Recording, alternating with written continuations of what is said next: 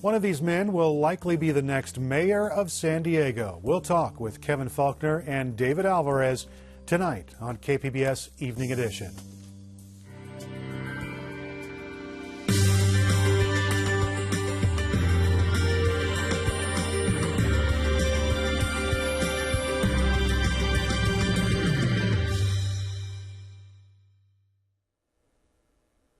Good evening. Thanks for joining us. I'm Eric Anderson. Dwayne Brown is off tonight.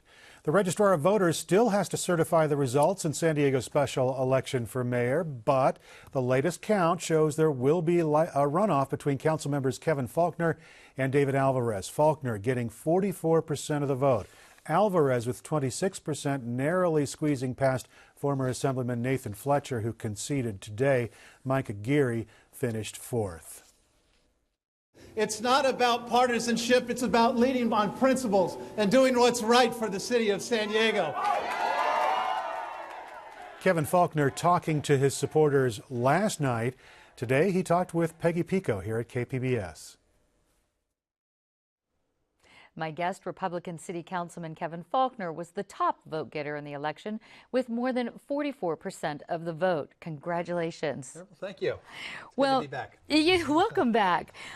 So you got this, you won last night as far as on a big lead, but you told your supporters early on that the campaign is just beginning. Yeah, it's really like halftime, believe it or not. And we've worked so hard over the last couple months. But now we're in a runoff election. And so you can't take anything for granted.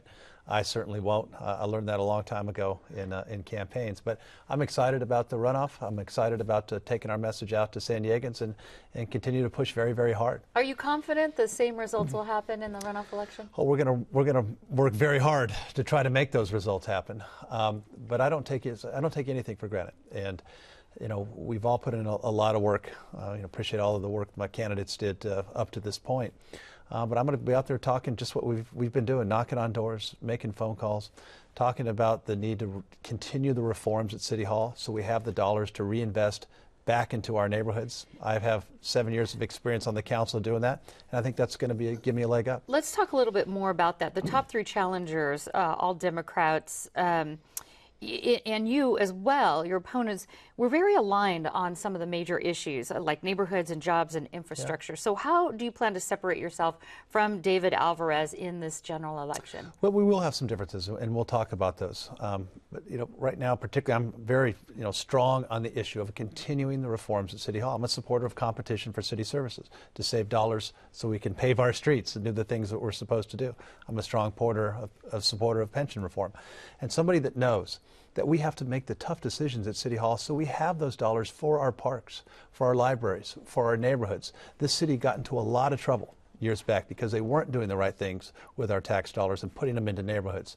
I've built my career on the council of making those tough decisions, and that's exactly what I'm going to do as mayor to make sure we're doing the right things in all of our neighborhoods. Now, some campaign observers say that you've distanced yourself from the GOP, describing you as a social moderate, and say that you actually played both sides of the fence in this election. What is your response to that? I think people know that I cross the aisle and I work very well with my colleagues. In fact, that's one of the things I'm probably most known for on the council. Work very well with our council president, interim mayor Todd Gloria. As I said last night, it's not about partisanship. It's by leading with principles that put San Diegans first. That's how I've done my career since I've been on the council, why I've been successful. That's not only what San Diego needs right now, but that's what we absolutely have to move our city forward. I know the top three challenges were all Democrats. How much benefit, if any, do you think that you gained from having this sort of Democratic split? Well, I mean, there's a lot of people in the race. We had 11 of us, a lot of back and forth. And I think now that it's crystallized, it's a different campaign. It's one-on-one. And I'm looking forward to the debates and going across the city again from, Rancho Bernardo down to San Ysidro. But I'm very proud of the experience, the record I bring to this, but also my ability to work with people to get that done. And I think that's what we need in our next mayor. Nathan Fletcher was also told like he was trying to split the fence as well. Will you pursue some of his supporters, in particular the white-collar unions that supported him during this election? I'm going to go out and talk to everybody that I can. I'm going to be talk to business groups, environmental groups, San Diegans. I mean, all of us need to go out right now, and we need to say we need to get as many votes as we can, but also it's about who has the best policies and the best track records to put San Diego forward. I think that person is me, but I'm looking forward to the next couple months and talking about it. Are there any new issues that you'll focus on in the runoff election? I'm going to really stay true to what we've been talking about, because those are our pressing needs in this city. We have a real opportunity to get San Diego in a forward, and I'm very optimistic about it. But I'm optimistic about it if we continue to make those decisions at City Hall that say we're going to put neighborhoods first from a financial standpoint, and I will not allow our city to return to the financial mistakes of the past that put our neighborhoods in so much jeopardy. We weren't doing street repair, we weren't fixing our sewer and water mains, neglecting our parks. I'm not going to allow that to ever happen again. All right, leading mayoral candidate Kevin Faulconer, thank you so much for joining us. Thank you for having me. Great to see you. Well, Faulconer held a solid lead all night. The picture not quite as clear for Councilman David Alvarez. The first set of returns had him in third place, but as the night went on, he started moving up.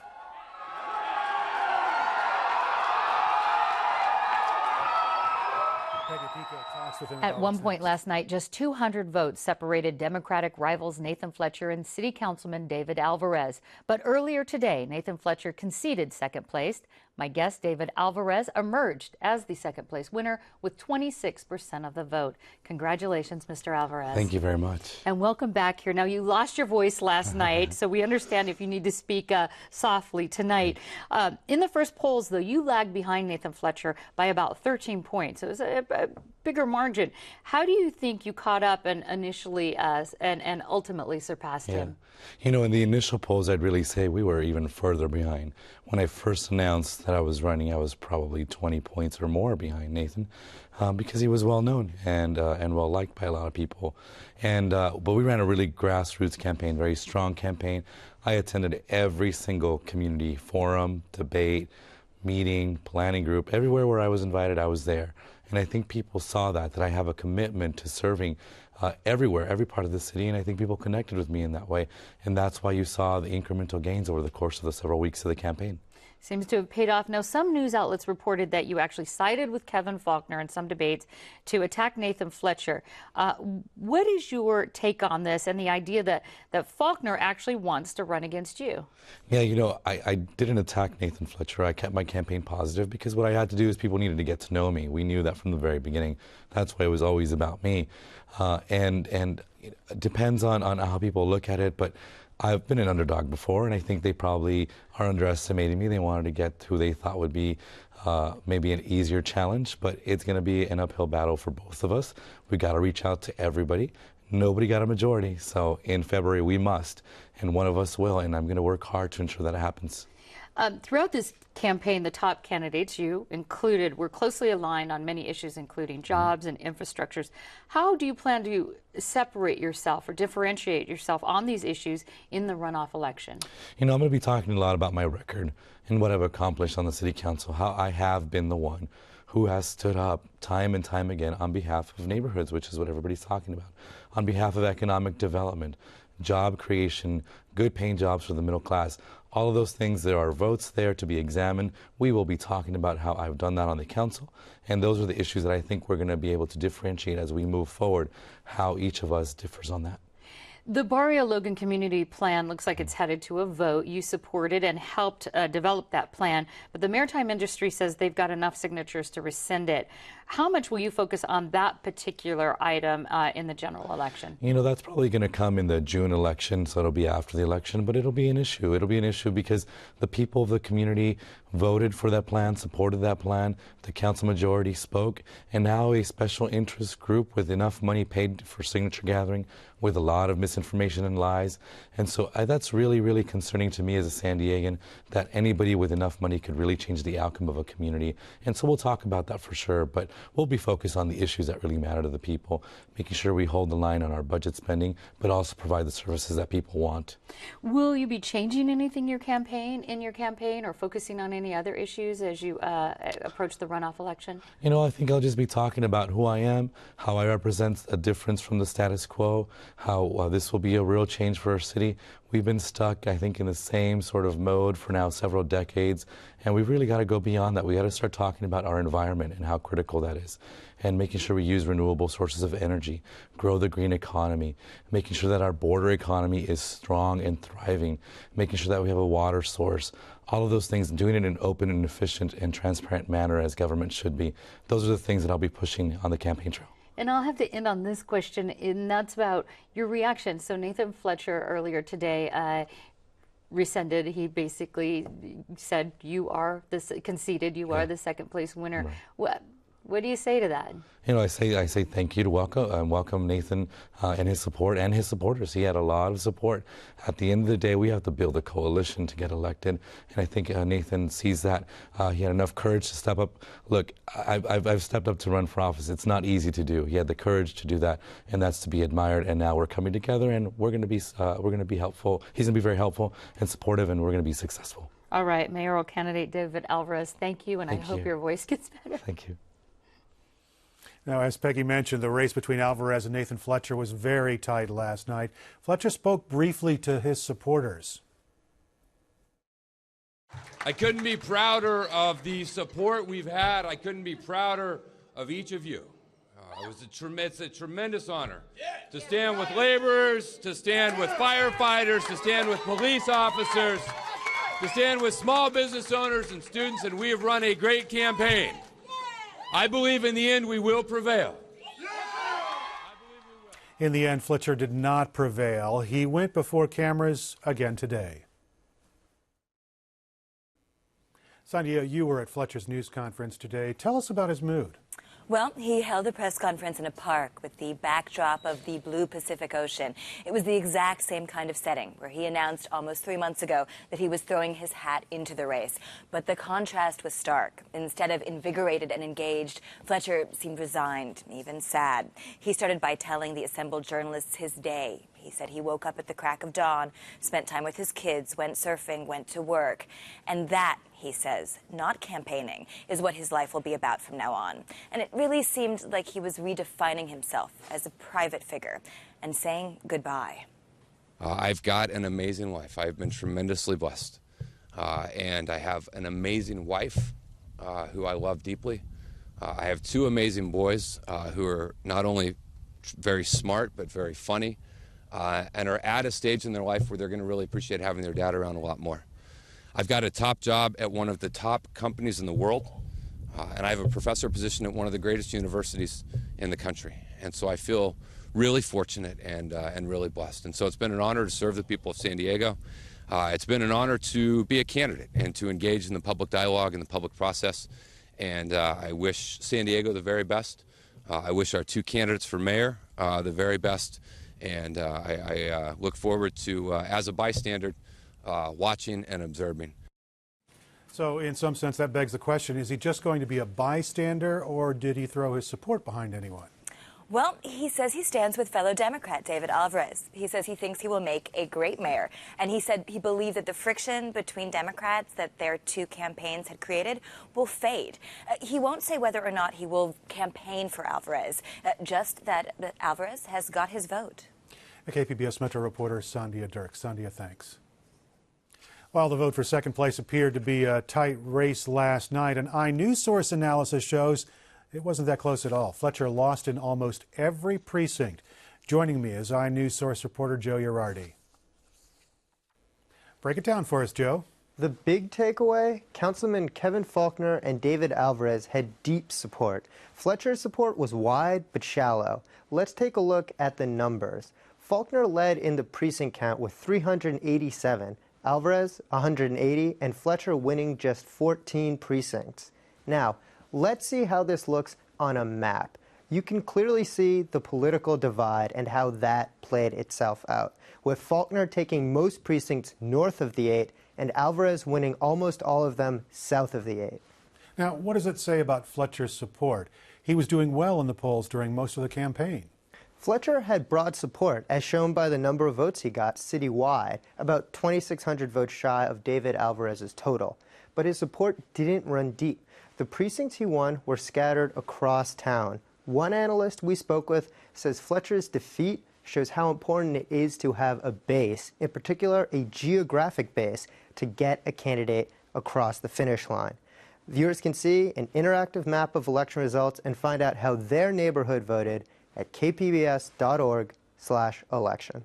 iNews Source reporter Joe Uriarty. Joe, thanks. Thank you. Aside from the winners of last night's election, other questions remain. Peggy Pico takes a closer look at the runoff election and voter demographics. The race for second place last night kept us glued to the screen, but it's not over yet. Here to help answer some of the lingering questions about the special mayoral election is political science professor Carl Luna. Carl, welcome back. Good to be here. Now, what does the turnout for this special election tell you, if it tells you anything?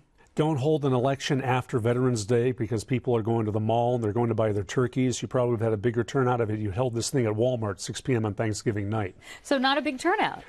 Somewhere in the low 30s. The voter register, I've been hoping in the mid 40s, which would have been double for a usual special election. The low turnout definitely helped David Alvarez because you got more core Democratic voters out and helped Kevin Faulconer. It left Nathan Fletcher the odd man out. Now, Faulconer and Alvarez denies this, though. I just talked to him, but Faulconer's went after Fletcher in negative campaigning. It seems like it worked. Do you agree?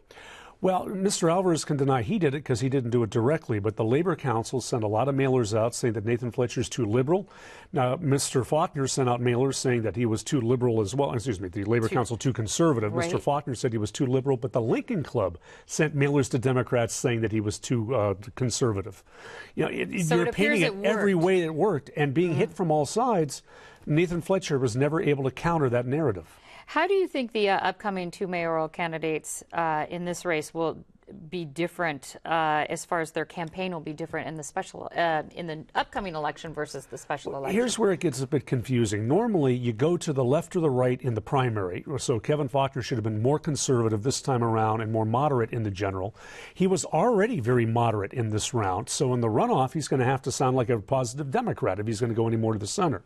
Mr. Alvarez needs to get his base out. So if he starts sounding like Nathan Fletcher in the runoff, he's going to lose his base of support. But if he stays too liberal in the runoff, he may not attract enough moderate independents to win. Remember, he only won with 25% of the vote.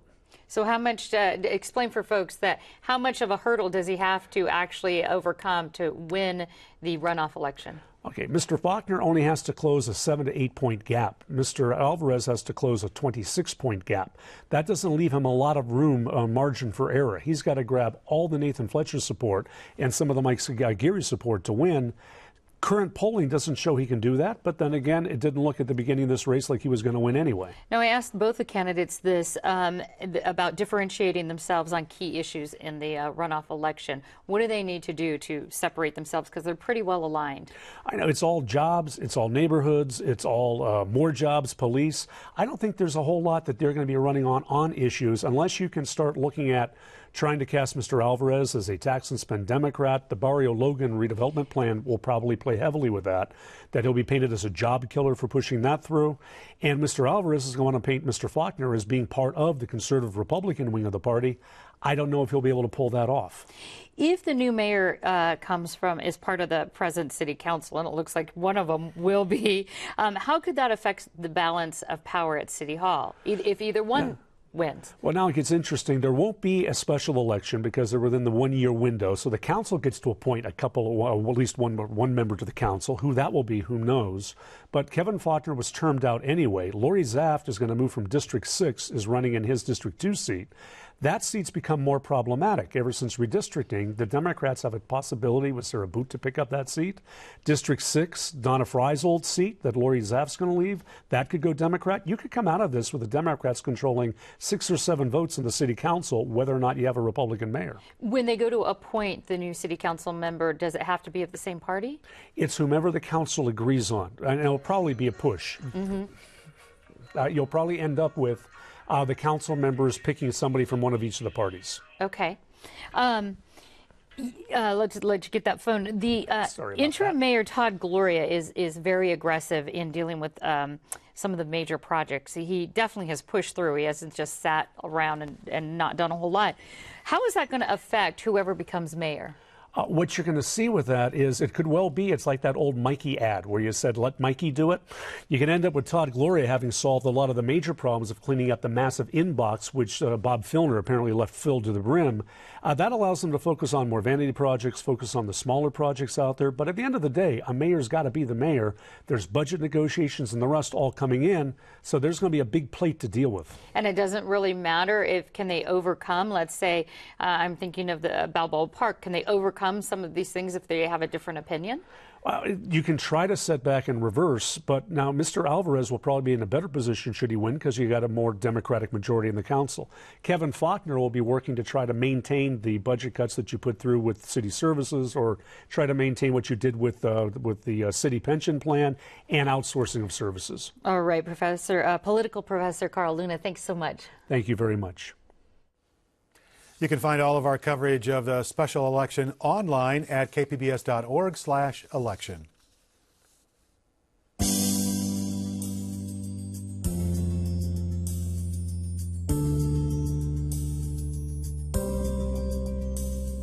A new report says San Diego's economy has grown over the past 2 years, but the recovery has been lackluster. The report comes from the National University System Institute for Policy Research. The city's 2012 gross domestic product was the highest it's been since 2005, but its growth still ranked 30th among the top 40 large metropolitan cities. Military and defense spending gets the credit for much of the recovery, but federal budget cuts are slowing growth in that industry. UC hospital workers across California are walking picket lines today. They're upset over intimidation and harassment against workers who took part in a 2-day strike last spring. Are you ready to fight? Yes. Are you ready to fight? The hospital workers walked off the job in May because of stalled contract talks. Staffing, wages, and benefits are issues keeping both sides from a new contract. But this walkout wasn't over contract issues. Michael Avant is a patient escort at UC San Diego Medical Center in Hillcrest.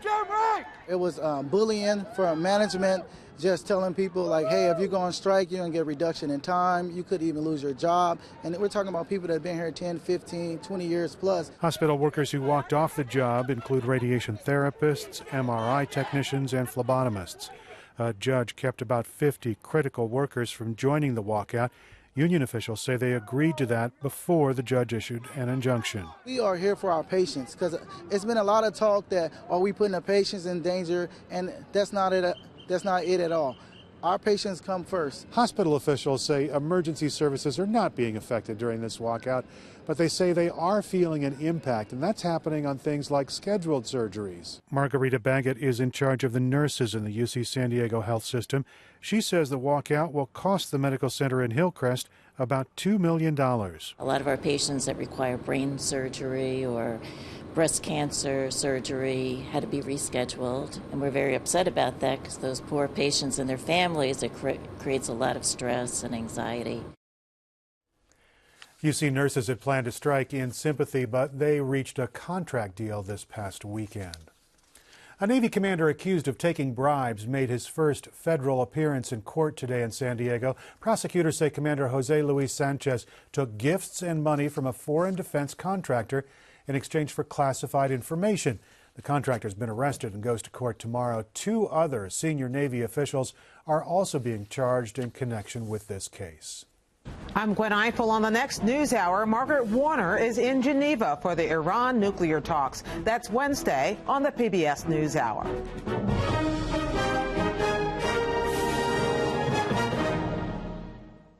President Barack Obama, former President Bill Clinton, and their wives laid a wreath at the grave of John F. Kennedy today, marking the presidential assassination 50 years ago on Friday. As John Moan of the Associated Press tells us, the site of the shooting still attracts conspiracy theorists. History abounds at Dealey Plaza, as do the conspiracy theorists. We saw white smoke coming from the grassy area. Including Mark Oakes. He's convinced 50 years later more than one person killed President John F. Kennedy. And so the verdict isn't out yet if you don't know all the evidence. He holds court on a prime piece of real estate, as does Robert Groden. Certainly, the shots came from more than one direction. There had to be a conspiracy. Groden occupies the infamous land known as the Grassy Knoll. That is the former Texas School Book Depository building.